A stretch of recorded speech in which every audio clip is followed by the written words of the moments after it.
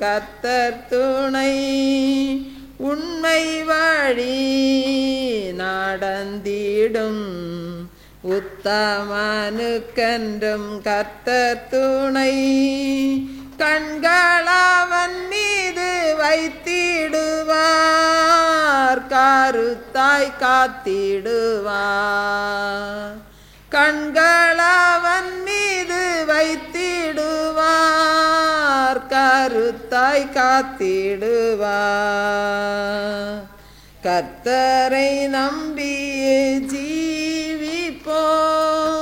கவலை கஷ்டங்கள் தீர்ந்திடும் கைவிடா காத்திடும் பரமனின் கரங்களை நாம் பற்றி கொள்வோம் கைவிடா காத்திடும் பரமனின் கரங்களை நாம் பற்றி கொள்வோம் உள்ளமாதின் பாரங்களை ஊக்கமாய் கர்த்தரிடம் சொல்லுவோம் உள்ளமாதின் பாரங்களை ஊக்கமாய் கர்த்தரிடம் சொல்லுவோம் இக்கட்டு நேரத்தில் கூப்பிடுவோம் இயேசு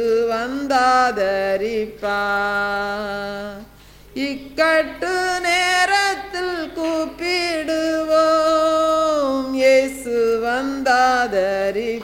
வந்தாதரிப்பார் கர்த்தரை நம்பியே ஜீவிப்போம் கவலை கஷ்டங்கள் தீர்ந்திடும் கைவிடா காத்திடும் பரமனின்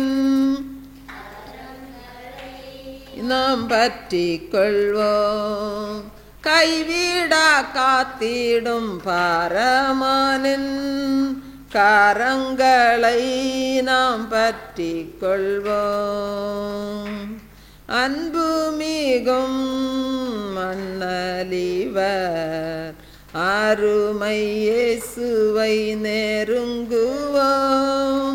அன்பு மிகும் மன்னலிவர் அருமை இயேசுவை நெருங்குவோம் தம்மண்டை வந்தோரை தள்ளிடாரே தாங்கி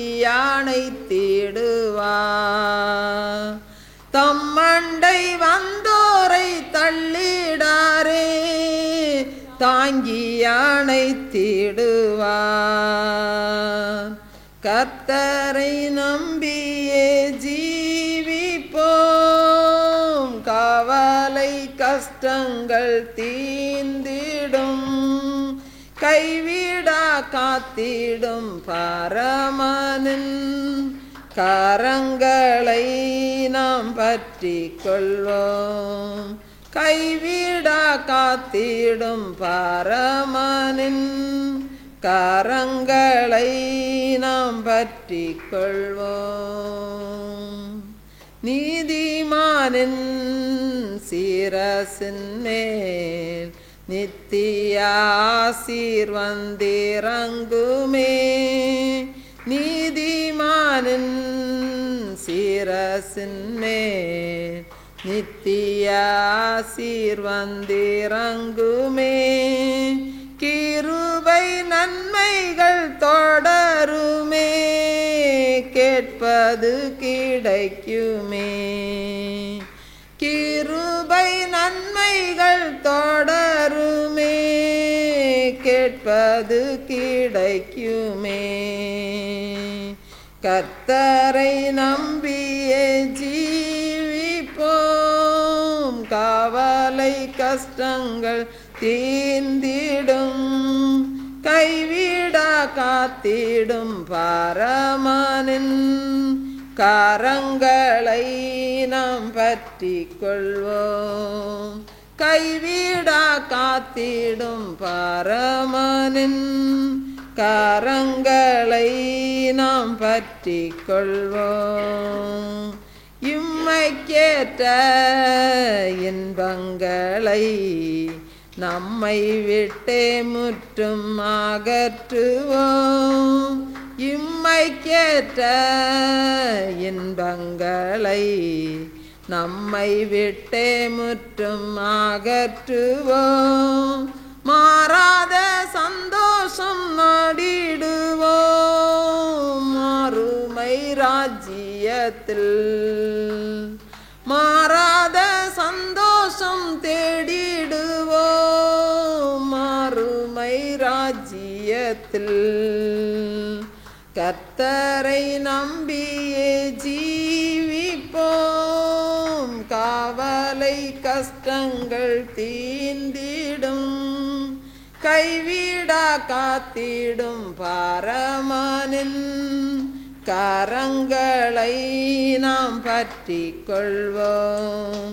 கைவிடா காத்திடும் பரமனின் கரங்களை நாம் பற்றி கொள்வோம். அல்லேலூயா, அல்லேலூயா, அல்லேலூயா. யோவான் 13வது அதிகாரம் 35வது வசனத்தை நாம் வாசிக்கலாம். யோவான் 13வது அதிகாரம் 35வது வசனம். நீங்கள் ஒருவரிலொருவர் அன்புள்ளவர்களாய் இருந்தால் அதனால் நீங்கள் என்னுடைய சீசர்கள் என்று எல்லாரும் அறிந்து கொள்வார்கள் என்றார். அன்பானவர்களே, ஒரு வயதான முதியவர் ஆற்றின் கரையை கடந்து மறுகரைக்கு செல்ல வேண்டும் என்பதற்காக அந்த ஆற்றின் கரையிலே அவர் நின்று கொண்டிருந்தார். அந்த ஆற்றில் இடுப்பளவு தண்ணீர் இருந்தாலும் குளிர்காலமாய் இருந்தபடியினால் அந்த ஆற்றின் தண்ணீரில் நடந்து செல்ல முடியாது. ஆகவே அந்த மக்கள் அந்த பகுதியில் குதிரையைத்தான் ஆற்றை கடப்பதற்கு பயன்படுத்துவார்கள். அப்படி அந்த முதியவர் அந்த குளிரில் நடுங்கிக் கொண்டே அந்த ஆற்றை கடப்பதற்காக அவர் காத்து கொண்டே இருந்தார். அநேகர் குதிரையில் அந்த ஆற்றை கடந்து சென்று கொண்டே இருந்தார்கள். ஆனால் யாரிடமும் அவர் உதவி கேட்கவில்லை. கடைசியாக ஒருவர் அதில் வந்தார். அப்பொழுது அவரை பார்த்து, என்னை இந்த குதிரையில் என்னையும் கூட அழைத்து செல்லுங்கள் என்று சொல்லி அவர் அவரிடத்தில் உதவி கேட்டார். அப்பொழுது அவர் அவரை பார்த்து சொன்னார், எத்தனையோ பேர் எனக்கு முன்பாக இந்த ஆற்றை கடந்து சென்று விட்டார்கள். அவர்களிடத்திலெல்லாம் நீர் உதவி கேட்கவில்லை. என்னிடத்தில் மாத்திரம் நீர் இந்த உதவி கேட்பதன் நோக்கம் என்ன என்று சொல்லி அவர் கேட்டார். அப்பொழுது அந்த முதியவர் சொன்னார், நான் அவர்களை பார்த்து உற்று நோக்கிய பொழுது அவருடைய கண்களில் அன்பும் இரக்கமும் தெரியவில்லை. அவர்களிடத்தில் உதவி கேட்டால் அது வீணென்று நான் கருதினேன். அதனால் அவர்களிடத்தில் நான் உதவி கேட்கவில்லை. ஆனால் உங்களை நான் உற்று நோக்கிய போது உங்களுடைய கண்களில் அன்பும் இரக்கமும் தெரிந்தது. அதனால் தான் நான் உங்களிடத்தில் உதவி கேட்டேன் என்று சொன்னார். நீங்கள் எனக்கு உதவி செய்து நிச்சயமாக என்னை ஆற்றை கடந்து செல்ல உதவி செய்வீர்கள் என்று நம்பி உங்களிடத்தில் உதவி கேட்டேன் என்று சொன்னார். அப்பொழுது அந்த மனிதர் அந்த குதிரையில் அவரை அழைத்து சென்று அந்த ஆற்றை கடக்கச் செய்து அவருடைய வீட்டிலேயே அவரை கொண்டு விட்டு வந்தார். அன்பானவர்களே, பின்னர் குதிரையில் வந்த அந்த மனிதர் தான் இனி எவ்வளவு அவசரமாக சென்று கொண்டிருந்தாலும் தன்னால் இயன்ற அளவு மக்களுக்கு உதவி செய்ய வேண்டும் என்று சொல்லி அவர் தீர்மானம் எடுத்துக்கொண்டார். குதிரையில் வந்த நபராகிய அவர் அந்த தாமஸ் ஜெபர்சன் என்பவர் பின்னாளில் அமெரிக்காவின் அதிபராக ஜனாதிபதியாக உயர்ந்து அவர் அநேகருக்கு உதவி செய்கிறவராக காணப்பட்டார். அன்பானவர்களே, நம்முடைய வாழ்க்கையில் கூட நாம் மற்றவர்களுக்கு உதவி செய்கிறதுல நாம் சோர்ந்து போகக்கூடாது. பொதுவாக குடும்பத்திற்குள்ள அன்பும் இரக்கமுமே காணப்படாது. கோபம் ஒருவருக்கொருவர் சண்டை போட்டு கொண்டே இருப்பார்கள். அவர்களிடத்தில் மன்னிக்கிற சுபாவமோ மன்னிப்பு கேட்கிற ஒரு சுபாவமோ இருக்காது. ஆகவே தான் வேதம் சொல்லுகிறது, 1 யோவான் 4:8 சொல்லுகிறது, அன்பில்லாதவன் தேவனை அறியான், தேவன் அன்பாகவே இருக்கிறார். அன்பானவர்களே, நம்முடைய வாழ்க்கையில் நமக்கு யார் மீது கசப்பு இருந்தாலும் அந்த கசப்பை நாம் அவர்களை மன்னித்து அந்த கசப்பை நம்மை விட்டு மாற்றிவிட வேண்டும். நாம் இயேசுவை போல அன்போடு வாழ்ந்து நம்முடைய வாழ்க்கையில் இயேசுவின் அன்பை நாம் மற்றவர்களிடத்தில் பிரதிபலித்து வாழ்வோம். தேவன் தாமே இந்த வார்த்தைகளை ஆசீர்வதிப்பாராக.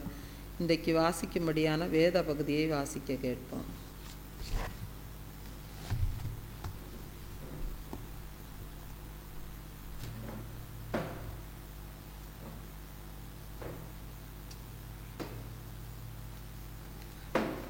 புலம்பல் 4 மற்றும் 5 அதிகாரம்.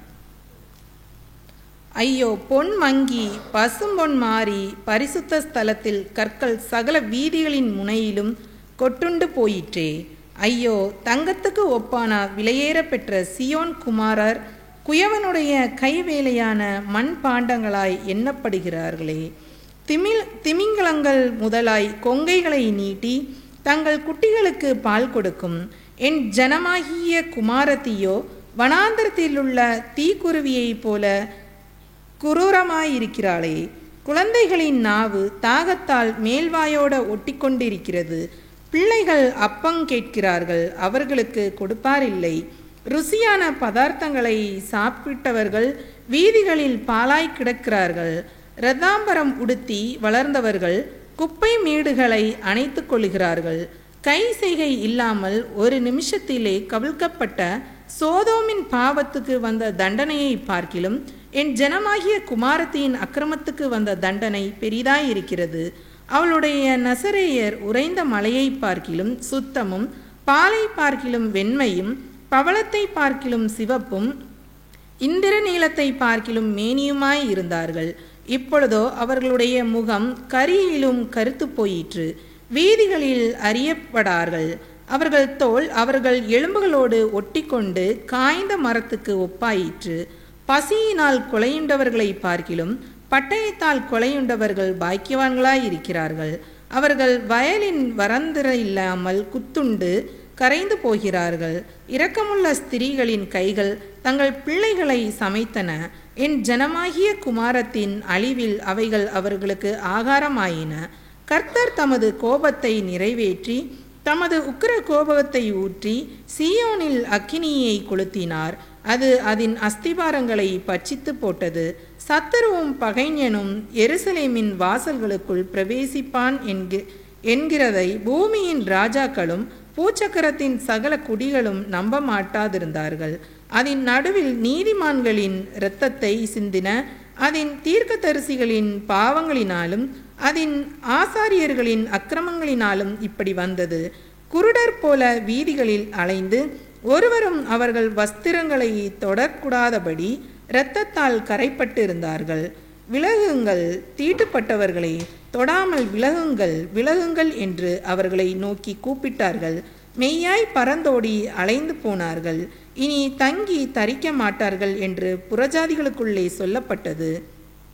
கர்த்தருடைய கோபம் அவர்களை சிதறடித்தது. அவர்களை இனி அவர்கள் நோக்கார். ஆசாரியருடைய முகத்தை பாராமலும் முதியோரை மதியாமலும் போனார்கள்.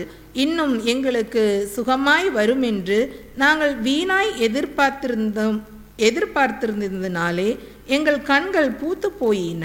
ரட்சிக்க மாட்டாத ஜாதிகளுக்கு எதிர்பார்த்து கொண்டிருந்தோம்.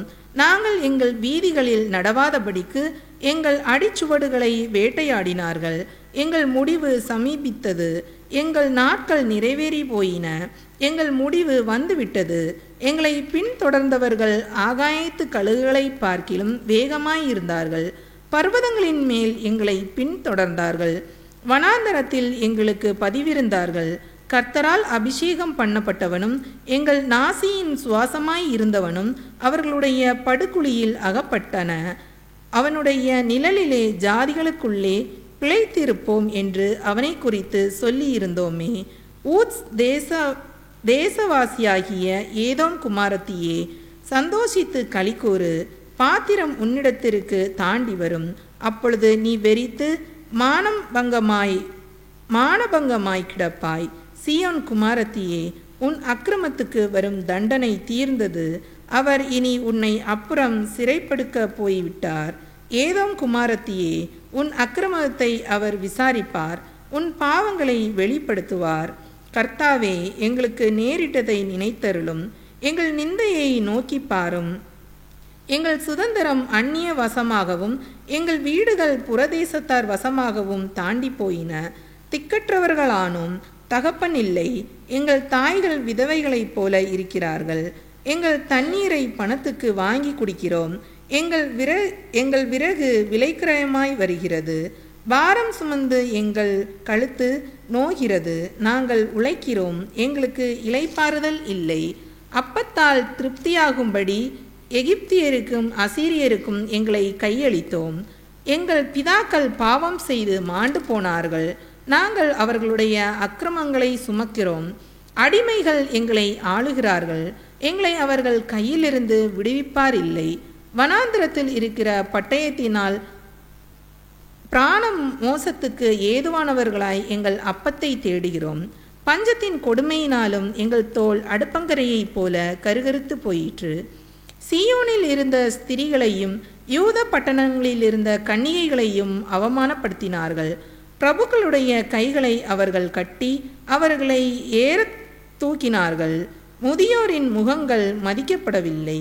வாலிபரை ஏந்திரம் அரைக்க கொண்டு போனார்கள். இளைஞர் விறகு சுமந்து